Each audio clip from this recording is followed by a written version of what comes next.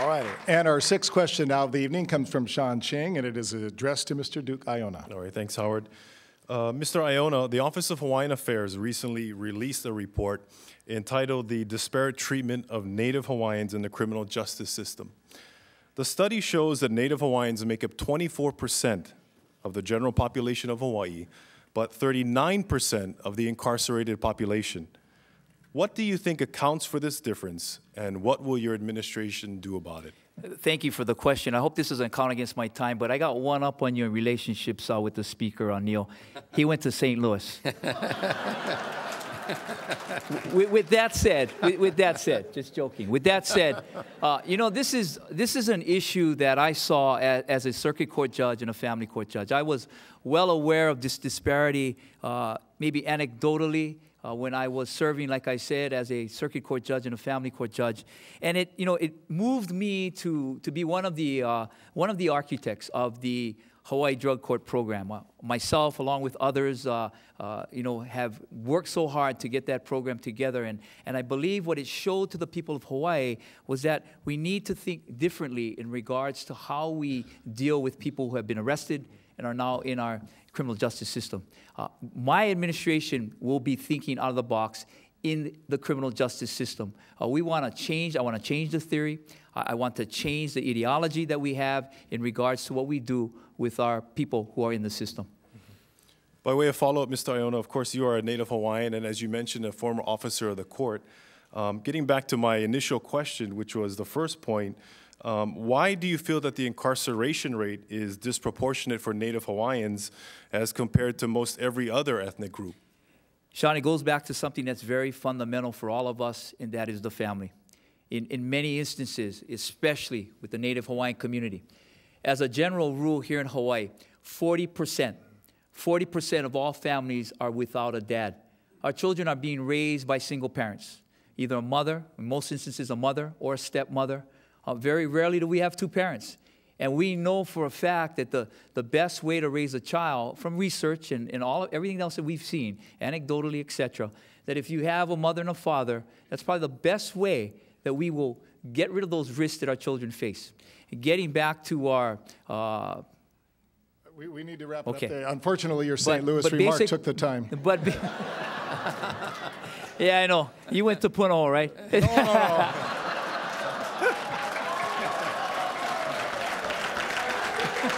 I went to high school in California, got a scholarship to UH to play baseball. I came to college here, so. Okay. Yes, and with that, yes, Howard and I are both proud UH right. graduates. And with that, we say thank you. That concludes our first round.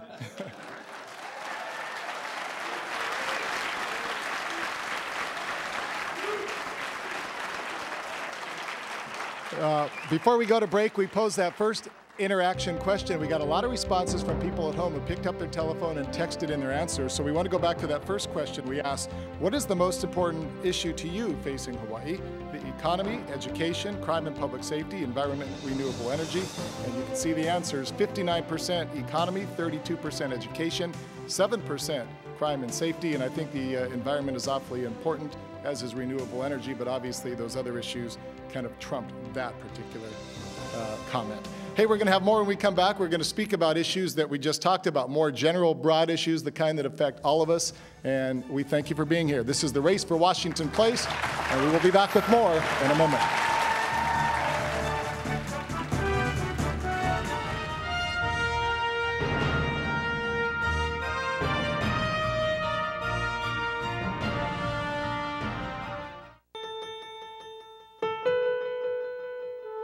We are in the playground.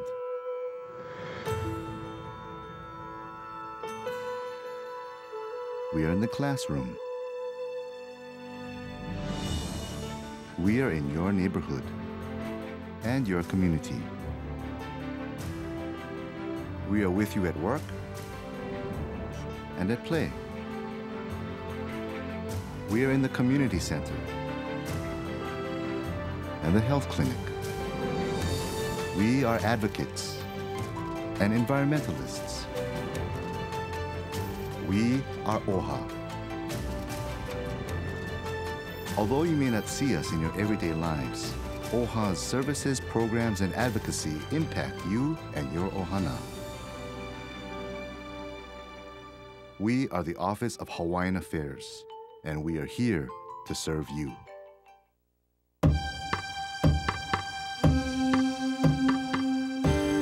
OHA helped us to build this structure, which is a modern version of a traditional practice. With OHA's help, our patients can be empowered to live richer, fulfilling lives. OHA helped me to set proper goals. Without the guidance, we might not be around. And we're continuing the mission today. Everyone has stories to tell. Some stories teach, others inspire, and each story reveals who we are, where we come from, and where we're headed. Today, we share stories that deliver the latest in Native Hawaiian news, features, and events. Kawaiʻola, the living water. For your free subscription, visit oha.org/KWO or call 594-1835.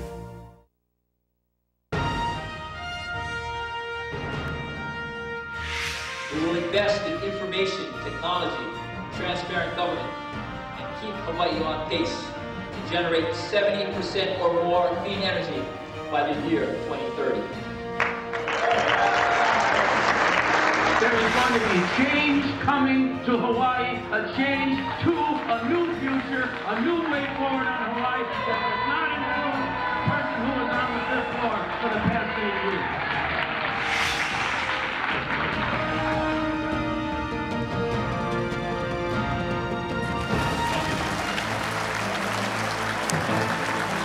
And again, everybody, welcome back to the Hawaii Convention Center.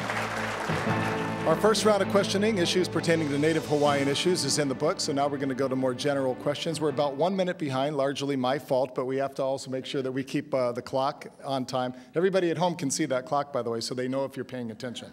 Anyway, before we get to our second round of questioning, we want to go to our second interactive question, and here it is. We are posing the question, and the graphic, as you see on your screen, what has the greatest impact on your vote? Is it A, political party, B, personality of the candidate, C, commercials, positive, negative, television, radio, all the above, or D, sign waving and yard signs? Again, text in your message to A, B, C, D. See, if nobody says yard signs or sign waving, maybe you could, well, never mind. Anyway, text in your message, and again, we'll get to the answers at the end of the segment. Now, again, in this segment two, we're going to have questions that are more general in nature, and in this particular segment, the question will be asked of both candidates, so you both have an opportunity to answer the same question. And we begin with Mr. Namuo, and your first question goes to Mr. Iona. Mr. Iona, we didn't guess the answer of the first interactive question, but this one relates to the economy. Clearly, people think that the state of the economy is extremely important.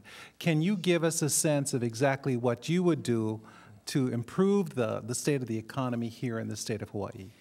Well, first of all, we're going to have a government that's disciplined and fiscally responsible. So we're going to have to spend within our means in regards to government.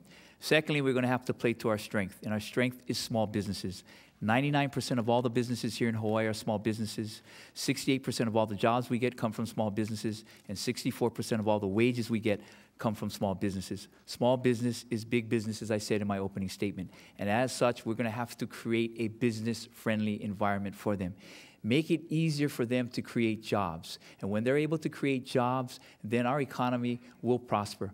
In addition to that, I want to look at our tax structure and see if we can modify that or restructure that in some way by looking at some of the things that we've been looking at in the last 2 years, and that is the cash economy as well as late filers in regards to their taxes. And Mr. Abercrombie, the same question to you, and if you want it repeated, please just ask. I think, Clyde, that you've put your finger right on it, especially for Hawaiians. We've been developing more doctors than ever before, coming out of the Burns School, more lawyers than ever before, coming out of the Richardson School as well as on the mainland. More business people now, Native Hawaiian businesses, some of which we've been able to help with some of the work that we did in the Congress of the United States. Now is the time to invest in human capital. The question was raised before about getting more Hawaiians into school. We have those opportunities right now. I believe that there is going to be an unprecedented wave of entrepreneur leadership from the Hawaiian community in high tech, in business of all kinds, construction. They're moving along. Education is the key to that. Education that we are going to support, and an Abercrombie administration will see to it that the economy is rising as Hawaiians rise, all of Hawaii rises. Thank you.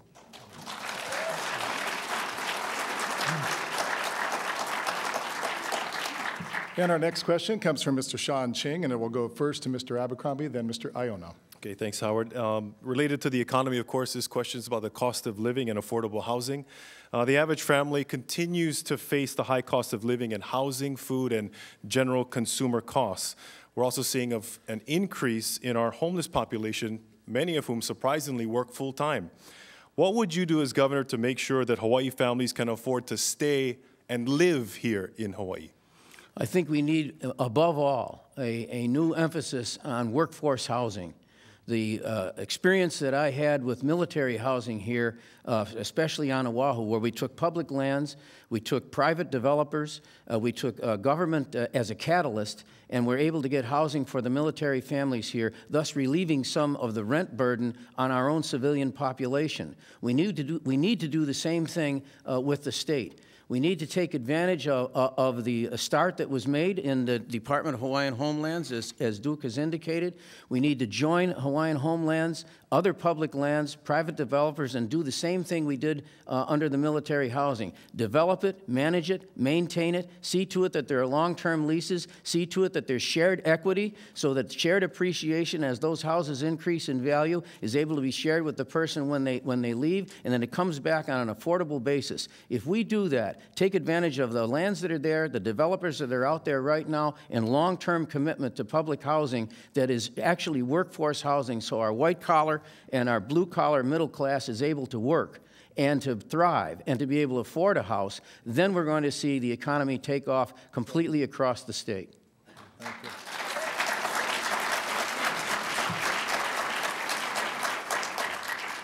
The model that Mr. Abercrombie mentioned in regards for the military housing project was great for the military. It was free house, it was basically free land, and there was a huge amount of subsidy in regards to BAQs. In other words, the basic allowance for quarters that the military personnel had to pay for it. It's not going to work for the people of Hawaii.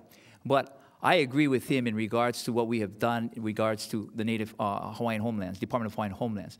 We have put on 2,500 people back on Hawaiian lands. We got 1,300 right now in the construction pipeline. We got 3,400 more in the planning phases. That's about 4,000 plus homes that we have waiting for Native Hawaiians. And so we know that if we continue to do that, as well as to continue what we're doing with our rental house trust fund and make sure that we don't raid that fund anymore, make sure that we get the funds to the developers so that they can build these affordable homes, make sure we have the tax credits that are lined up with it, and of course, make sure we have that collaboration. We'll meet the needs of a large segment of our community.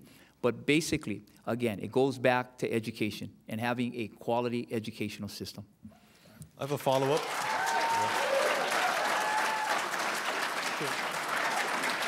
And I gave you a little bit of extra time, Mr. Iona.